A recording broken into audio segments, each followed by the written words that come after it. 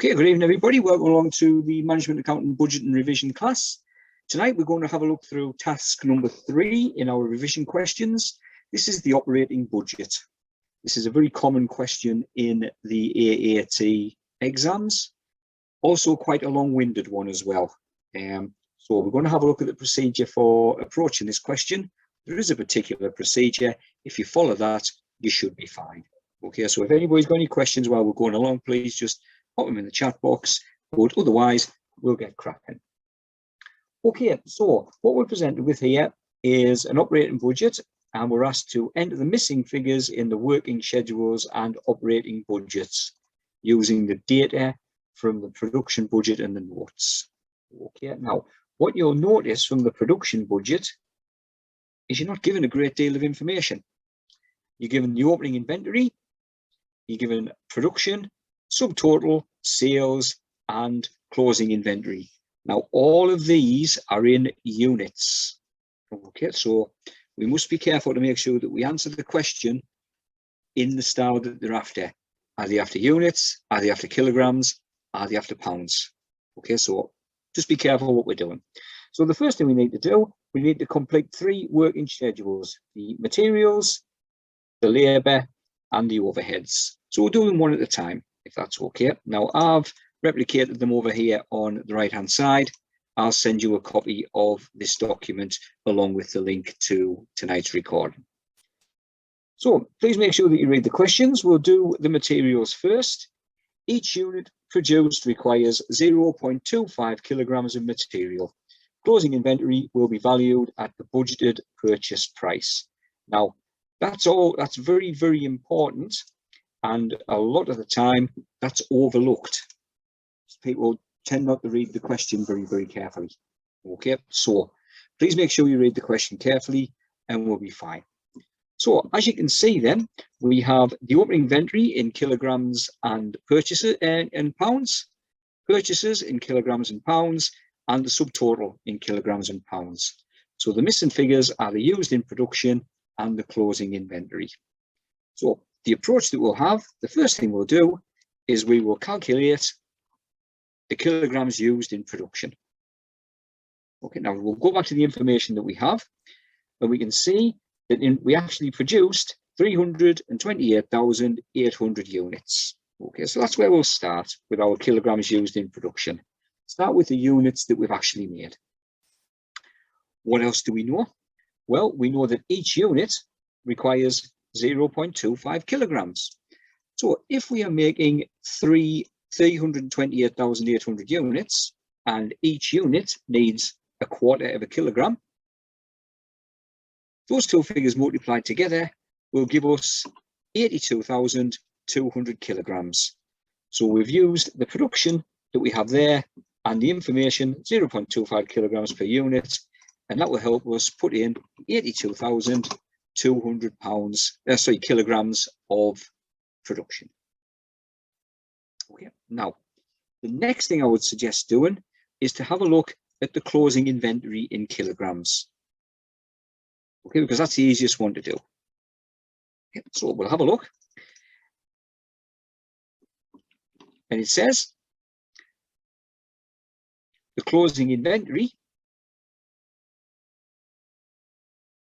is going to be the subtotal of 102,300, take away the amount we've used in production of 82,200.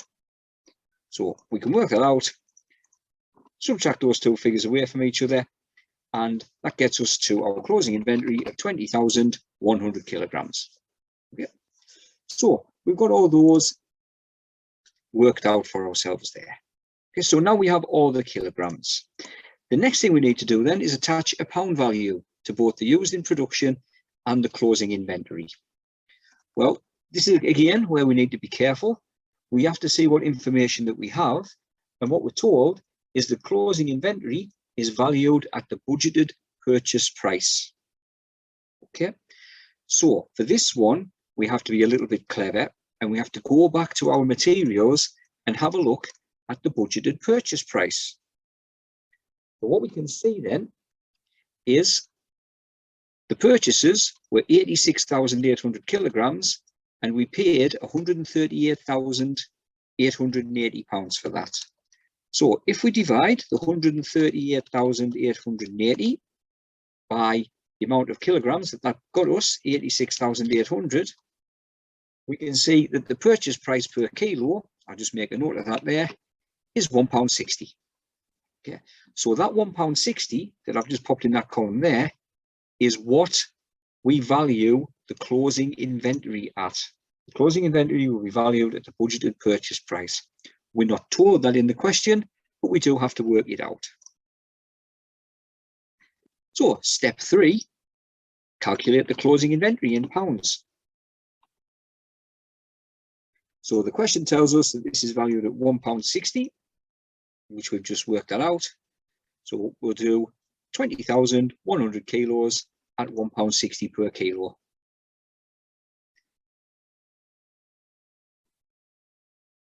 And that will get us to the closing inventory valuation of 32,160. And finally then, we can do step number 4, where we can work out the pound value of what we've used in production. Nice and easy, this one. All we'll do is we'll take the subtotal in pounds and we'll take away the value of the closing inventory, and that will give us the pound value of the amount that we've used in production. So that's going to be 134,970. Okay, now it is a slightly different way of working it out. We tend to go down the kilograms, across, and then back up the pounds. So first of all, work out the used in production by using the units that we produced and the amount of kilograms that we have, and that will get us the kilograms that we have used in our production. The difference between the subtotal and the used in production is the kilograms of closing inventory that we have left. We are told the closing inventory is valued at the budgeted purchase price, which we worked out from there. The pounds divided by the kilograms is 160. So 20,100 kilograms times £1.60 per kilo give us £32,160. Then we can take the difference between that and our subtotal in pounds to arrive at the £134,970 that we have used in production. And that's the working schedule for our materials. How do we feel about that? Any questions on that one there, please? No, we all okay with that one? Brilliant. Okay, great. Thank you for that, Deborah. So by following that procedure there, we can fill in the blanks on that one. Okay, so I'll just scroll up if you don't mind. The next one we have then is our labour. So once again, I've just made a copy of the grid on the right hand side. What do we know? Each unit takes 2 minutes to produce. 60 staff work 120 hours each in the period. Overtime is paid at 25% over the basic hourly rate. Okay, so there's a couple of things that we need to do first of all. The basic time, the overtime, and the total. So the first thing that we should really work out is how much available time do we have? Okay, well, we know that 60 staff work 120 basic hours each in the period. So if we multiply that together, 60 staff each working 120 hours, that means that we've got 7,200 hours available for our basic time. So that's great. The next thing we can do then is we know that basic time is at £12 per hour. So if we multiply that 7,200 by £12, we know that the basic time is going to cost us £86,400.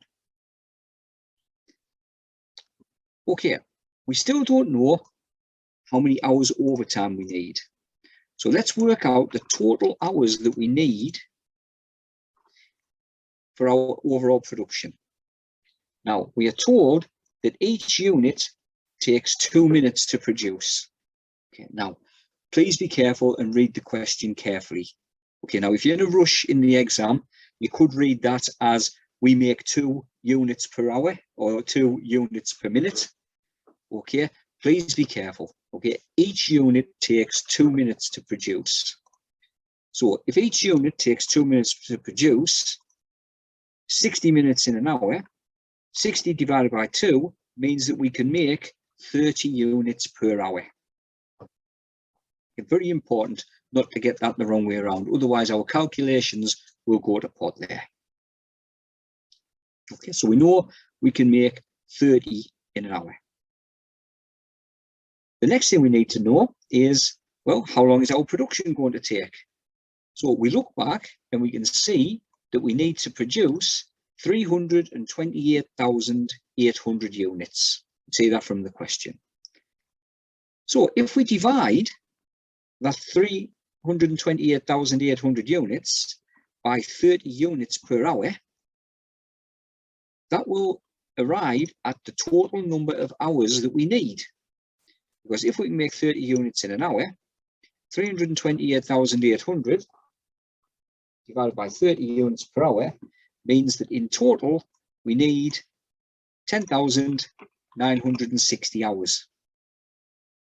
That's the overall total hours that we need based on the production and how many we can make in an hour. So now we know our basic and we know our total, we can quite easily work out how many overtime hours we need. We would simply do 10,960 take away 7,200. That means that our overtime hours are 3,760 hours.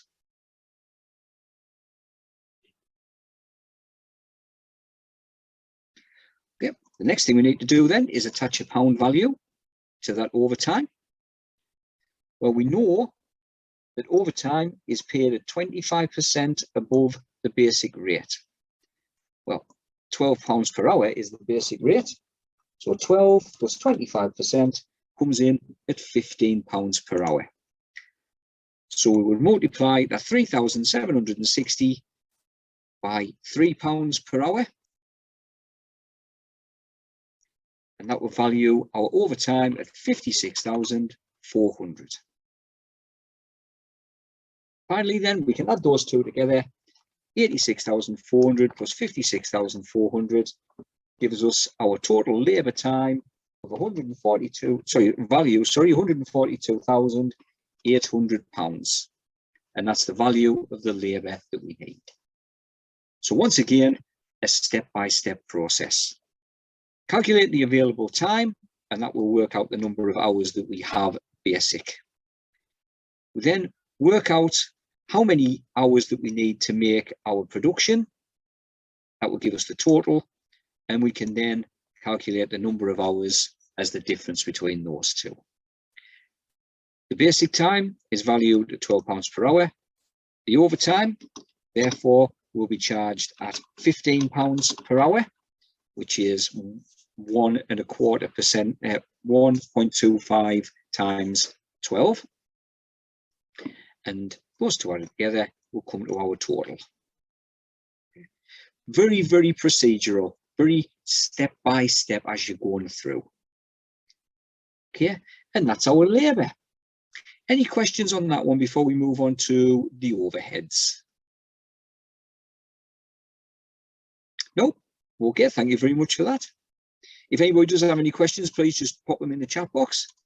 So finally then, we'll have a look at our overheads. Okay, now we can see variable overheads are recovered on total labour hours. So once again, please be careful to read the question. So we know that this is total labour hours. So therefore we know that our total labour hours are 10,960 hours. So the variable overhead we are told is £2.80 per hour. So 10,960 hours from our previous calculation multiplied by £2.80 gives us £30,688. We are then told what our fixed overheads are, 22,450. So our total overheads will be those two added together, £53,138. Okay, nice and easy one, that one. The only thing you need to remember is to see what we would base our variable overheads on. Okay, and we base that on our total hours. Okay, so what we've done there then is we now have values for our materials, which we did originally. We have values for our labour, and we have values for our overheads. Okay, brilliant. That's the first part of the question done and dusted. The second part is the bit where everybody has a little bit of a problem, okay, because this is the operating budget. All right, because we need to be careful that we put in the correct figures in this particular question. Okay, so let's have a look through this one. Again, I've reproduced the operating budget. So let's fill this one in as we go along. We're asked to enter income, costs and inventories as positive figures. Closing inventory will be valued at budgeted purchase cost per at the budgeted production cost per unit. Round all figures to the nearest pound and only use a negative figure to indicate a loss. Okay, so either minus or in brackets. So let's fill this in as we go along. The first thing we need to do is to work out our sales revenue. Okay, so go back up to our question and we'll see how many units we sold. Well, we can see there that we sold 340,000 units. So 340,000 units is the amount of units that we have sold. Okay, it's a little bit of a mess on this one, scrolling backwards and forwards, so forgive me for that. Okay, so 340,000 units times £1.25 means the value of our sales is £425,000. Great. Okay, now then, the next thing, we are given the opening value of finished goods, opening inventory of finished goods, so £45,000.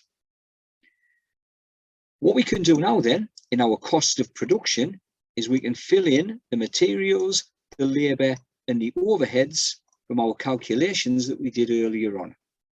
So first of all, let's have a look at our materials. So this is the cost of production. So we need to scroll back up. And from our materials, we can see that we used £134,970 in our production. 134,970. So that's what we need to put in there. 134,970. So forgive me, just scroll back down. 134,970. The next one is our labour. Let's go back up again. Well, we know that our total labour costs 142,800. We work that out. So scroll that back down. Our labour, 142,800. And finally, our overheads, well, we worked that out there at 53,138. 53,138. Okay. Now, the only dodgy one of that is that 134,970. The clue is in the title, cost of production. So if we scroll back up to our materials, we can see used in production. So we can see which figure to use. Okay. Brilliant. That's a figure that you might put the wrong one in by accident. So please watch for that. Okay, the next thing we can do then, we have a space here where we can add up those three overheads. Oh, labour was 142,800. Thank you. Thank you for spotting that there, Deborah. Sorry about that. Brilliant stuff. My mistake in this type there. Sorry. Yeah, thank you, and tell you as well. No problem. Sorry about that. Just making sure you were watching. Sorry. Okay.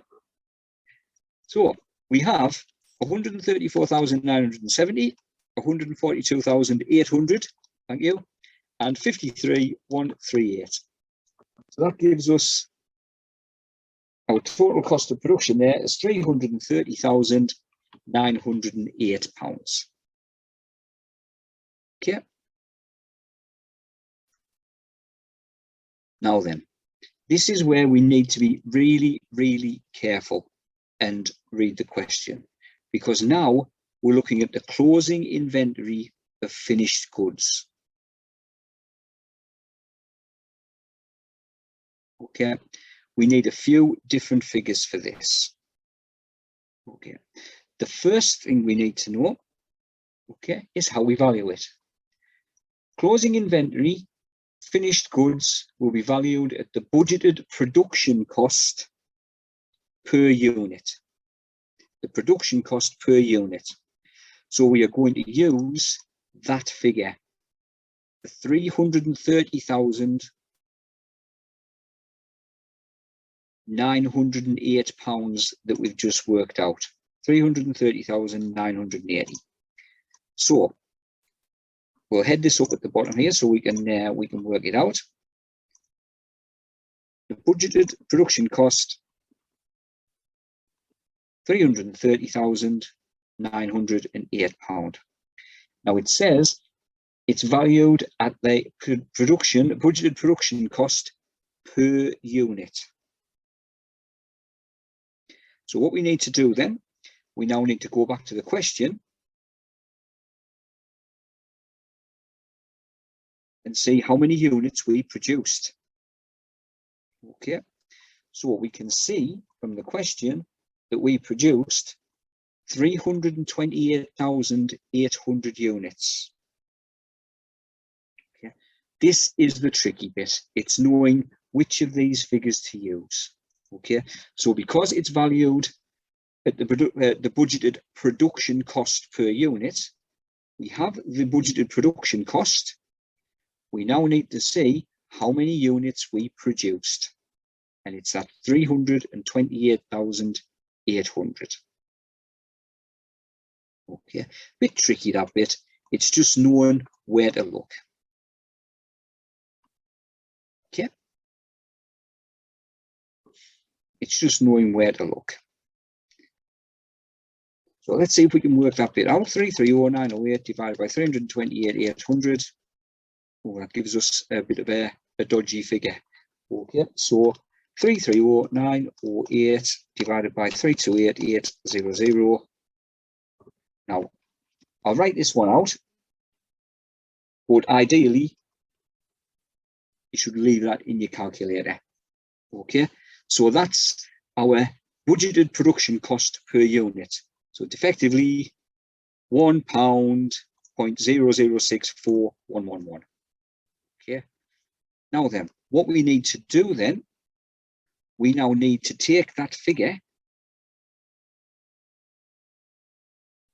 and multiply it by our closing inventory of finished goods. So once again, we'll scroll back up, and in the question, we can see that our closing inventory of finished goods is 34,400 units. Okay, can you see where I'm saying about it's difficult to spot where some of these figures come from? So 34,400 is our closing inventory. So we'll multiply that by 34,400 units.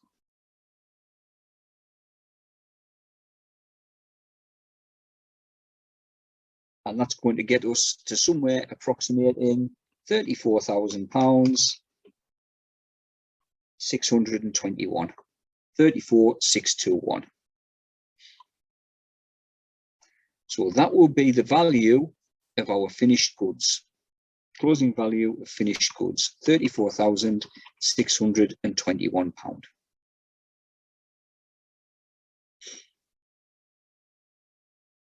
Okay, now, just so we can run through that one again, we need to take our budgeted production cost of 339.08, divide it by the number of units we produced, and then multiply the result by our closing inventory of finished goods. And that will arrive at the value of our closing inventory, £34,621. Okay, that, I believe, is the most complicated part of this particular question. Okay, so please be careful with that one, and please be careful that you understand how it is valued. Okay, the next thing we can do then is we can work out the cost of goods sold. Okay, now then, cost of goods sold or cost of sales will be opening inventory plus our overheads, take away our closing inventory. So it's a throwback to our financial statements and things. Okay, so cost of sales will be opening inventory, 45,000, plus the cost of production, 330,908, take away 34,621, which will give us the cost of goods sold of 341,287. Okay. Is everybody happy with cost of sales? How we do that? Opening inventory plus cost of production minus closing inventory. As we say, that's just a throwback to our financial statements section. Yep, brilliant. Thank you for that. Okay, great. Okay, and then finally then, for the gross profit, what we can do is we take our sales revenue and we take away our cost of goods sold. So 425,000, take away 341,287, gets us to 83,713 quid. And that's our gross profit. And kindly, they've given us some overheads, admin and marketing. So to arrive at the operating profits, we would simply take those overheads away from our gross profit, which is £33,313. Okay, quite a long-winded question, that one. Okay, lots of marks available as well. Okay, so the key to this one then is slow and steady. Make sure that you read the question very, very carefully. Make sure you understand where the figures are coming from. Now, with this sort of thing, you have to be careful because they do throw quite a lot of figures at us. Okay, so right back to the start, remember that we're looking at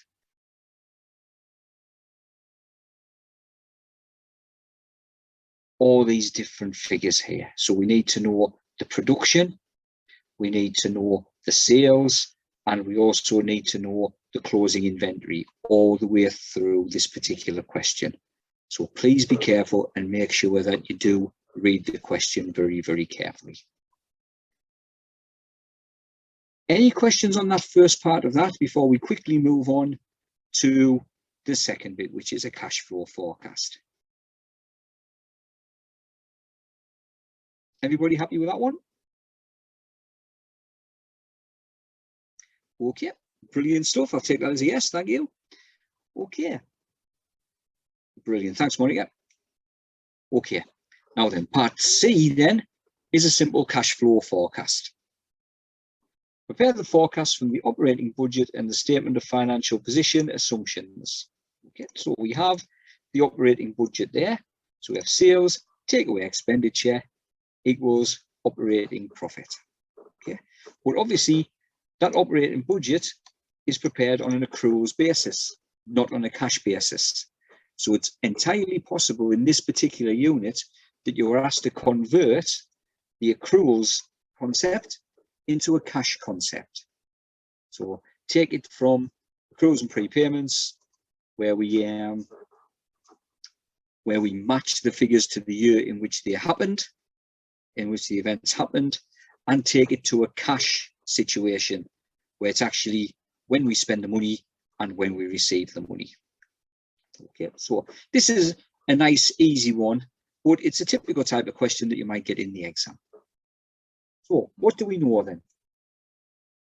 Well, we've given our revenue and our cost of materials, labour, other costs. Okay, we need to convert that into a cash flow. Okay, so what do we know then? Well, trade receivables will increase by £4,000. Okay, let's do these one at a time. Okay, now trade receivables are our credit customers who owe us money. In other words, they are credit sales. They are people we have sold to. Okay, brilliant. Thank you for that, Yuan. Okay, so what we need to do, we need to think, well, okay, if our trade receivables is going up by £4,000, how does it affect that 214,000? Well, so we'll start with our 214,000. If our receivables increases, that means that we are owed more money. The value of our receivables has gone up, which means our customers have not paid us. Okay, so that means if they've gone up by £4,000, £4,000 worth of that haven't paid us. So therefore, as Johan's pointed out there, we need to take off £4,000 from that, because if the value of our trade receivables has gone up by £4,000, we have actually only received 210,000 of that 214,000 credit sales. Is that okay? Is everybody happy with that? Or would you like me to have a run through that bit again? Perfect. Yep, great. All good stuff. That's all good stuff. Okay, so effectively, we are owed more money, so we have received less. Excellent.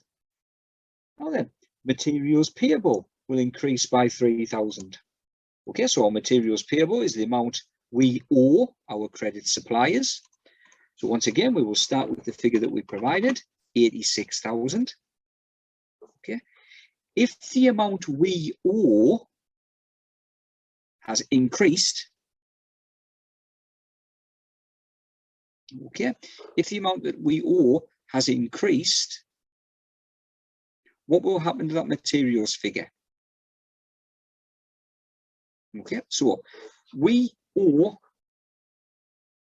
£86,000. Okay, we've bought £86,000 worth of goods. Okay, we bought £86,000 worth of goods. Okay, we haven't paid for those. Okay, we've bought it on credit. Okay, but the amount that we owe in total has gone up by £3,000. Okay. Okay, brilliant. Okay, it's gone up, okay, by £3,000. So what we can say then is if trade payables has increased, which it has, it means that we have paid less to our suppliers.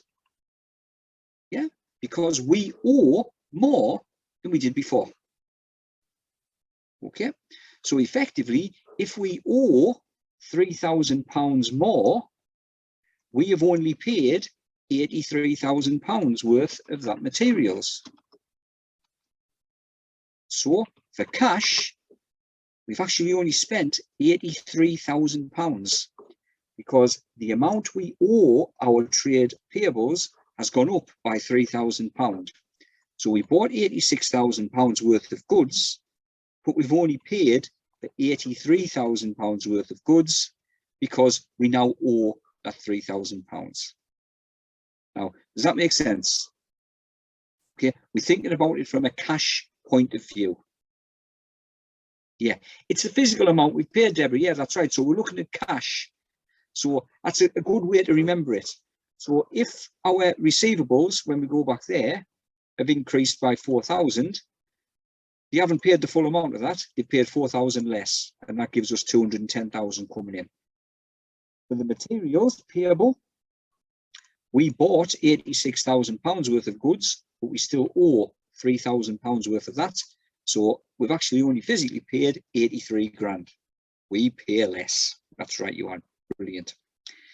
Now, labour are paid in the costs in which the period they relate to.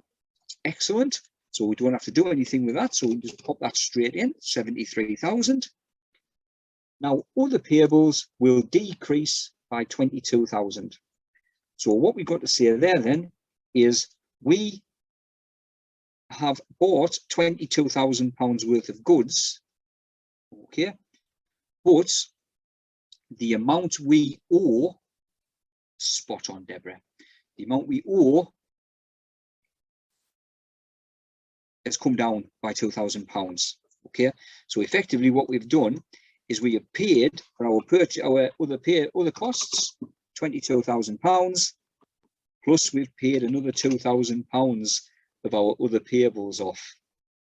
So in effect, £24,000 has left our bank account. We've paid all of our other costs, and we must have also paid £2,000 more because the money, you know, the money we owe, the other payables, has come down. Yeah.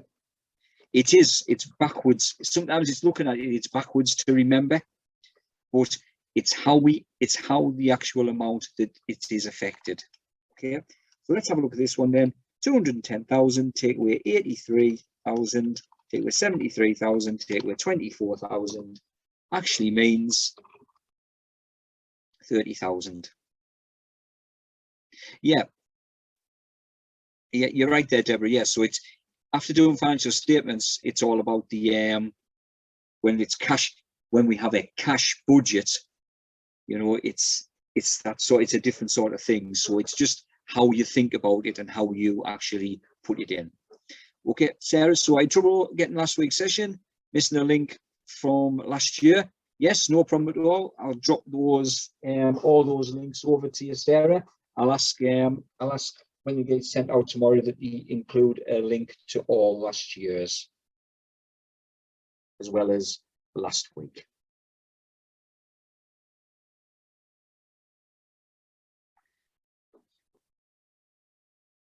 No problem, Sarah. We've got that sorted. Thank you. No problem. Okay. So what we can see there then is we have a positive cash flow. We have 210,000 coming in, and we've got 180,000 going out. Okay, so that means we've actually got a positive cash flow of £30,000.